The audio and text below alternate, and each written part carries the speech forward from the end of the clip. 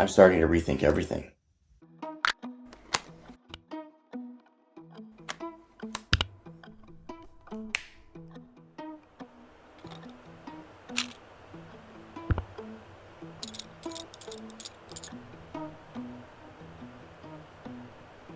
I think I made my video setup worse. Not cheaper, worse. Because somewhere along the way, I convinced myself that better gear meant better video. When I first started shooting video, all I had was my iPhone. And honestly, it worked really well. In fact, I even edited those videos on my iPhone. Like a lot of people, I started upgrading though. The camera body, the lenses, the audio. I can't tell you how many different wireless mic systems I've tried. Monitors, batteries, rigs. Before I knew it, I had a full setup built around my Canon. And I love this setup. It definitely looks professional from the outside. But it's also become something else. Slower, heavier, more complicated. You know, it's faster to take out the SD card from my camera and upload the footage to my computer than it was to transfer it wirelessly or plugged in directly using Canon's crappy Camera Connect software. I was working on a project recently, trying to dial in the lighting, and it was a partly cloudy, partly sunny kind of day, and I just could not get the exposure right. This would have been a great time to go full auto, but I had gotten used to setting everything up manually in my camera in order to look good for so long. But when everything is blown out one moment and overcast the next, I just couldn't get it right. And when the clouds would move away, I could barely see the image on the monitor. It was so bright outside. I thought I had everything I needed to look professional and actually be professional. But on this day, out of frustration, I did something I hadn't done in a long time.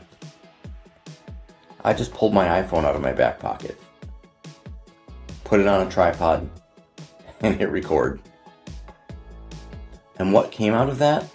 The quality I got and the speed at which I could actually create was a complete wake-up call.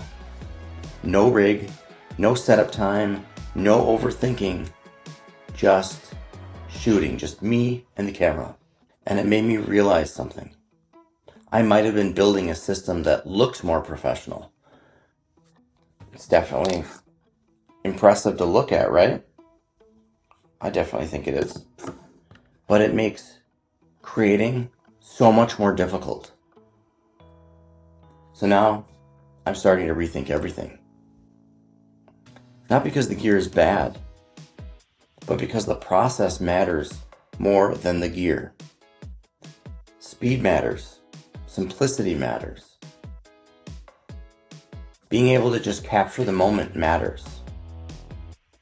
And if you know what you're doing, how to compose the shot, the lighting, the edit, those things together are so much more valuable than whether or not you're using an expensive camera to capture it all, or a high-end computer to put it all together. It comes down to the user. Taking your experience or inexperience and trying new things. 10 years ago, I won an award from Ford Motor Company for a video I shot on my iPhone. It was probably like an iPhone 6. And I couldn't afford a Mac to edit the video. So what did I do? I edited the video on my iPhone. The method may have been a little bit unconventional, but it worked for me. And that's why lately I've been really interested in where cameras are going, especially companies like Insta360. Not because they're trying to replace professional cameras, but because they're removing friction. I don't even own one yet, but something like the Insta360 Luna Ultra is exactly what I'm talking about. It's smaller, it's more flexible, there's less setup, you just grab it and go. It's not about doing less, It's about making it easier to actually create more. In the past, I had a Osmo Pocket. I think I had the Osmo Pocket 3, and I had like 3 of those. I was using 3 of them to record my son's basketball games. And I dropped one off a ladder once, but I loved those cameras. But I got into the mindset of, oh, I need to look professional. So then I upgraded to, this rig, right?